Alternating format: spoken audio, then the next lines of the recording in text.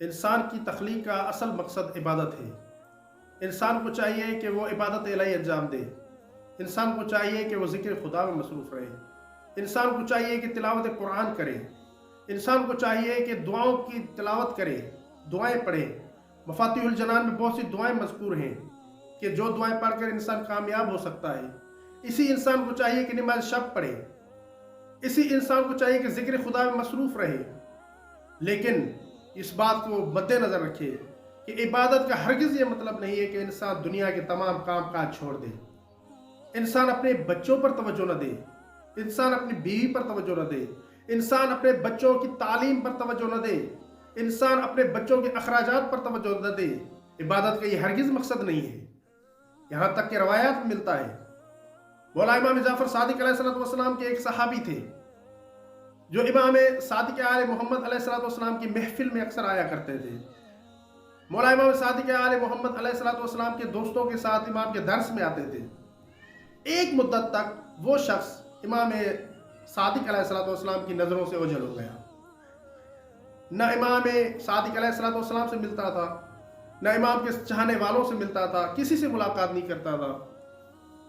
امام صادق آل محمد علیہ السلام نے ایک دن اپنے صحابیوں سے پوچھا، اپنے ساتھیوں سے پوچھا کہ فلاں شخص جو ہمارے درس میں آتا تھا، ہماری محفل میں بیٹھتا تھا، وہ شخص آج کل نظر نہیں آتا، وہ شخص آج کل کہاں ہے؟ تو امام علیہ السلام کی خدمت میں لوگوں نے عرض کیا، مولا وہ شخص بہت غریب ہو گیا ہے، بہت تنگ دست ہو گیا ہے۔ مولا صادق آل محمد علیہ السلام نے فرمایا، وہ شخص کیا کرتا ہے؟ تو لوگوں نے کہا کہ مولا وہ شخص اپنے گھر میں بیٹھ کر ایک کونے میں عبادت خدا میں مصروف رہتا ہے، مسلسل ذکر خدا میں مصروف رہتا ہے، مسلسل نمازیں پڑھتا ہے، قرآن کی تلاوت کرتا ہے۔ تو مولا صادق آل محمد علیہ السلام نے لوگوں سے پوچھا کہ اس شخص کے گھر کے اخراجات کون پورے کرتا ہے؟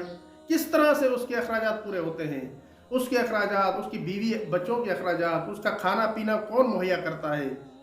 تو امام صادق آل محمد علیہ السلام سے لوگوں نے کہا کہ مولا اس کا ایک دوست ہے جو اس کے گھر کے پورے اخراجات برداشت کرتا ہے، اس کے کھانے کا بندوبست کرتا ہے، اس کے اخراجات برداشت کرتا ہے، اس کی بیوی بچوں کے اخراجات برداشت کرتا ہے۔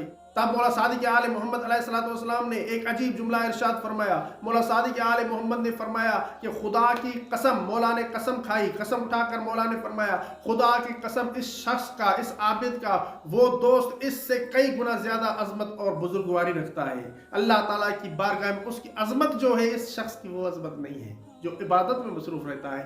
جو شخص اپنے گھر کی طرف توجہ نہیں دیتا، اپنے بچوں کی طرف توجہ نہیں دیتا، اپنے بچوں کے اخراجات کی توجہ نہیں دیتا، اپنے بچوں کی تعلیم کی طرف توجہ نہیں دیتا، ایسے شخص سے وہ شخص زیادہ افضل ہے، اس کا وہ دوست زیادہ افضل ہے کہ جو اس کے اخراجات پورے کرتا ہے۔ اس لیے تمام مومنین کی ذمہ داری ہے کہ وہ اپنے بچوں کے اخراجات کے لیے کوشش کیا کریں، اپنے بچوں کی تعلیم کے لیے کوشش کیا کریں، اپنے بچوں کی تربیت کے لیے کوشش کیا کریں، اور ساتھ ہی ساتھ عبادت خدا بھی کیا کریں، تسبیح خدا بھی کیا کریں، قرآن کی تلاوت بھی کیا کریں۔